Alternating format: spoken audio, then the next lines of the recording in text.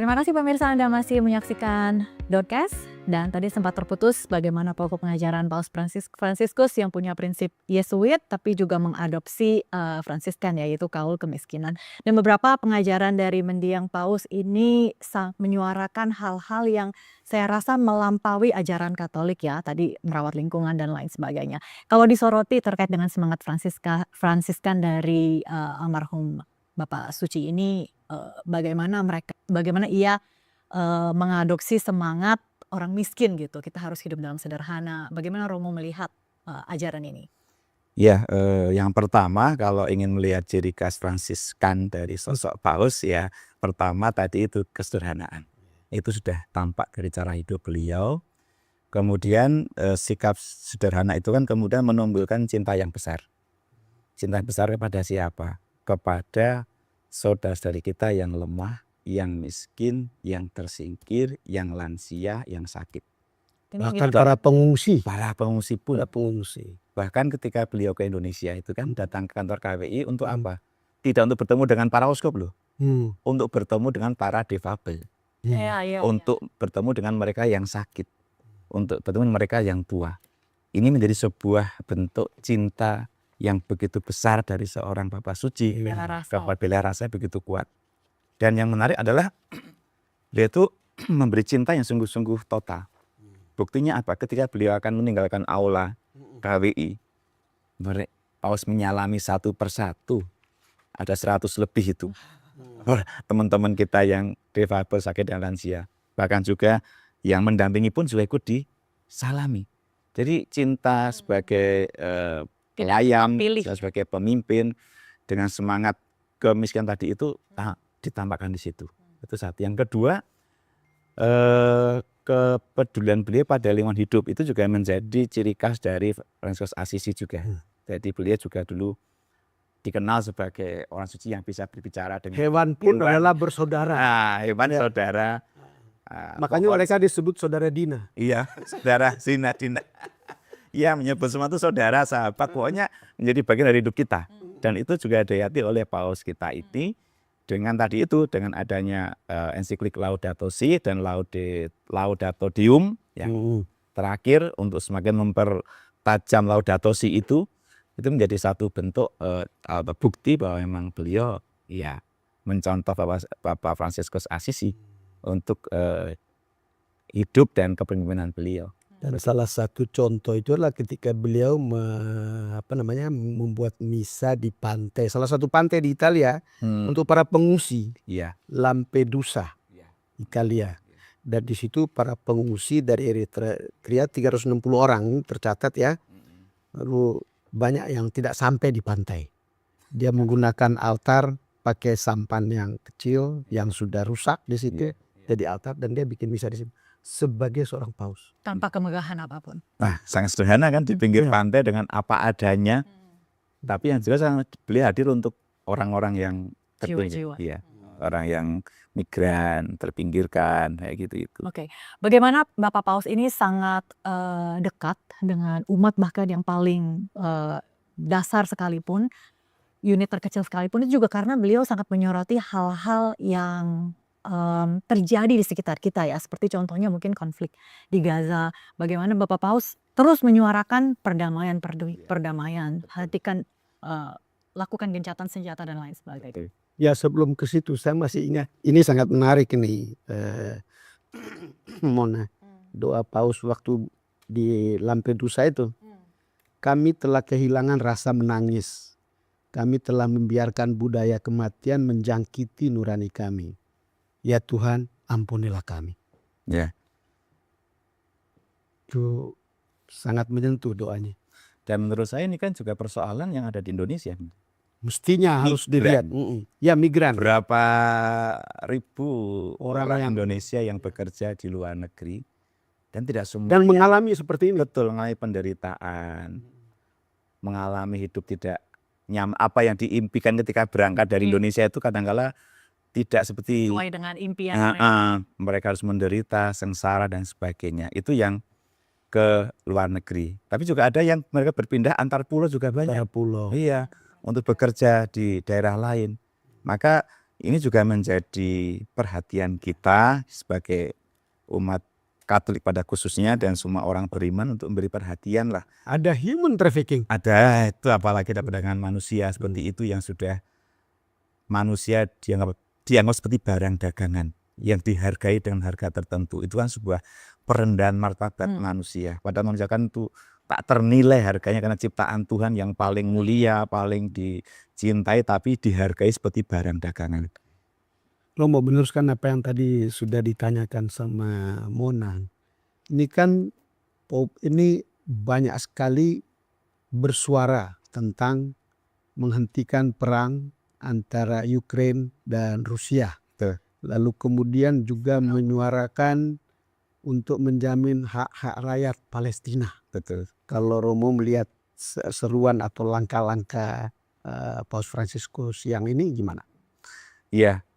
Tentu yang pertama kita lihat beliau sebagai pemimpin spiritual, pemimpin umat Katolik. Memang beliau selalu menyuarakan suara-suara kenabian, suara-suara untuk menghentikan kekerasan, suara-suara untuk menghormati kehidupan dan martabat semua umat manusia. Jadi dari sini jelas bahwa beliau ingin mengajak dunia ini menjadi lebih tentram, menjadi lebih damai, menjadi lebih baik. Meskipun kadangkala suara beliau juga nggak didengar juga, karena Karena minoritas ini ya. Enggak, karena ada kepentingan yang jauh lebih gede gitu kan, sehingga suara beliau kadangkala tapi bahwa beliau tetap bersuara. Suara kenabian di zaman modern seperti ini dibutuhkan menurut saya. Kalau semua diam, akan semakin buruk. Orang yang bersuara aja masih tetap buruk, apalagi tidak bersuara. Maka ini juga menjadi satu contoh bagi kita semua agar di tengah hiruk pikuk kehidupan kita yang diwarnai dengan berbagai macam persoalan, entah itu kekerasan, entah itu kerusakan alam, entah itu perendahan martabat manusia, kita diajak untuk berani bersuara. Menyuarakan suara kenabian dengan mulut, tapi juga dengan contoh, dengan teladan. Tadi kan Bang Don sudah mencontohkan bagaimana Bapak Paus memberi contoh menjadi sahabat bagi orang-orang migran. Demikian, itu juga suara kenabian. Ketika suara sudah tidak didengar ya harus bertindak kan. Nah, lalu beliau memberi contoh seperti itu. Dan kalau hal ini dibuat bersama-sama oleh semua orang berkehendak baik di negara tertentu. Semua orang yang berkehendak baik. Semua orang berkehendak baik. Jadi kalau berkehendak baik itu melampaui batas-batas apapun semuanya sama, punya keinginan baik untuk menolong, untuk membantu, untuk meringankan beban orang lain. Maka memang perlu untuk bersatu, karena kalau berkehendak baik tapi gak bersatu juga terpecah-pecah. Justru Paus mengajak yuk kita berjalan bersama itu deh. Berjalan bersama orang berkehendak baik untuk mengaturut berpartisipasi, membuat tata kehidupan kita ini jauh lebih nyaman, jauh lebih enak, jauh lebih happy, jauh lebih membawa harapan bagi kita maupun bagi anak-anak yang membawa kita. Kegembiraan itu kan. Dan beliau sangat aktif sekali bersuara terkait dengan tadi perdamaian, menolak kekerasan dan perang. Apakah dari kacamata almarhum beliau melihat dunia ini sangat-sangat kacau sampai harus terus menyuarakan itu? Meskipun tadi ya jarang didengar, kemudian tapi kan beliau tetap menyuarakan hal tersebut. Iya, mungkin ini menjadi mimpi ya belum terwujud kali ya. Sampai Bapak Paus meninggalkan kita.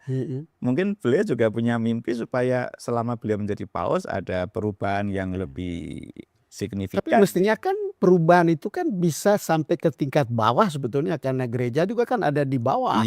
Jadi mestinya untuk bagian-bagian tertentu itu bisa jalan kan? Iya, memang diharapkan gereja-gereja itu juga menjadi perpanjangan tangan suara dari Bapak Paus yang bersuara lah. Kami ini harus usahakan kan begitu di tingkat dimanapun kita diutus kan. Tapi kekacauan itu terlalu besar sampai langkah-langkah kaki dan tangan itu tidak terasa begitu ya, Romo? Iya, tapi gini, saya menangkap bahwa gini, Paus itu kan mencermati soal kekerasan. Dan selama ini kan polanya kekerasan diatasi dengan kekerasan. Maka akan memperpanjang rantai kekerasan.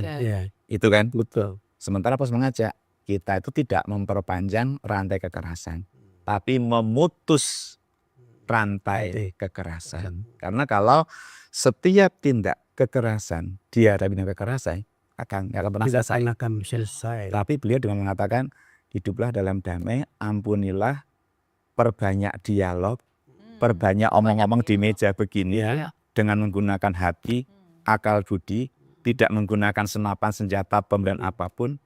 Itu menurut saya ya, pesan itu untuk memutus rantai kekerasan entah itu dimanapun. Nah sehingga kehidupan bersama ini memang harus dimulai dengan pribadi-pribadi yang bisa memutus rantai kekerasan itu. Kalau itu semua terjadi, surga itu bisa ada di dunia ini gitu. Itu ya diinginkan Bapak Paus. Sehingga beliau sangat berpesan kepada kita untuk selalu membuka ruang dialog ya. Iya, betul. Antar pemimpin, ketika terjadi konflik bukalah ruang dialog, duduk bersama, bicara baik-baik ya. Jangan membawa ego masing-masing. Iya. Kemudian menghadapi masalah perseteruan tidak dengan akal budi yang jernih, pikiran yang jernih. Sehingga itulah salah satu warisan ya, yang harus kita adopsi dan kita jalankan. Ya intinya bahwa setiap bentuk konflik apapun tuh harus dihadapi dengan cara-cara damai.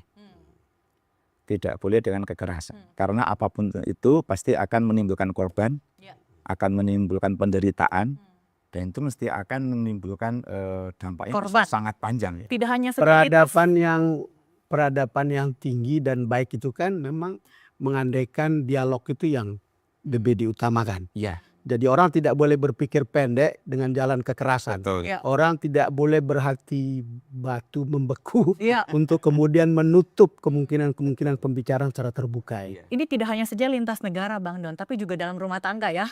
Skop terkecil sekalipun ini. Buka ruang dialog. Iya. Dan juga dengan persepsi yang positif Bang. Iya. Jangan kita ingin membangun sebuah dialog tapi kita sudah punya a priori jelek dengan lawan bicara kita ya nggak akan jadi. Yang ada debat kusir, tapi harus duduk bersama 0-0. Aku mendengarkan engkau mendengarkan aku. Kita samanya di mana, bedanya di mana, bagaimana kita menyelesaikan konflik ini. Kita saling mengerti. Nah, itu kata paling tepat. Oke, kita harus jeda sekali lagi sebelum kita masuk ke segmen terakhir. Pemirsa tetaplah bersama kami, jangan kemana-mana. Ya.